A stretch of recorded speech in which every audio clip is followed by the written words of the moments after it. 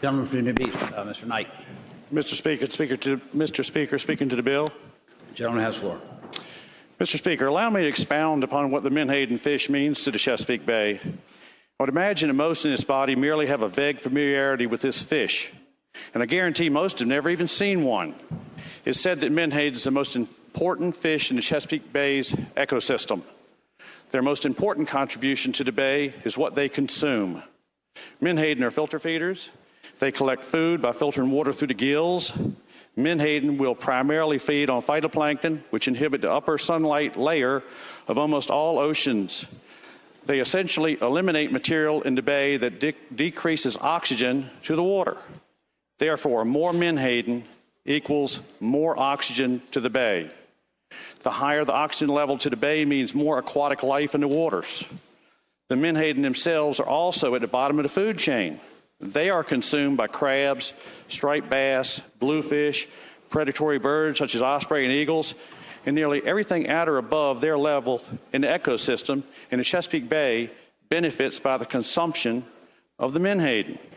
When the menhaden population suffers, the entire Chesapeake Bay suffers. The menhaden's population decline has been linked towards the massive decline of the blue crab and the reduction of the population of the striped bass.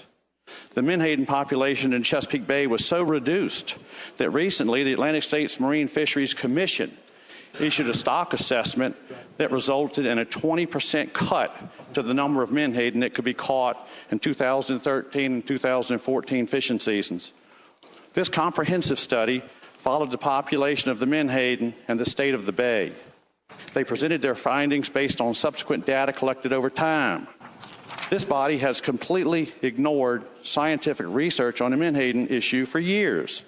We've politicized this issue to political clout, not knowing the exact science, nor paying much attention to science presented to us. The governor is asking us to give him the power to raise the quota by executive fiat. I personally do not believe that after 50 years of not accepting science, that now, after just 18 months, the industry in this chamber has had a change of heart and is willing to use this suspicious data with methodology never used before. This bill allows the governor to add 64 million pounds to our quota.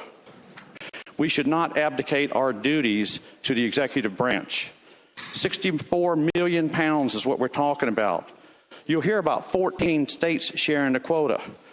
Well, Virginia has 85% of the quota, so basically we're just talking about Virginia.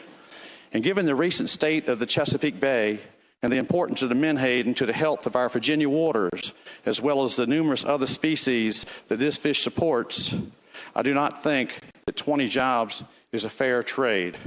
Please vote no.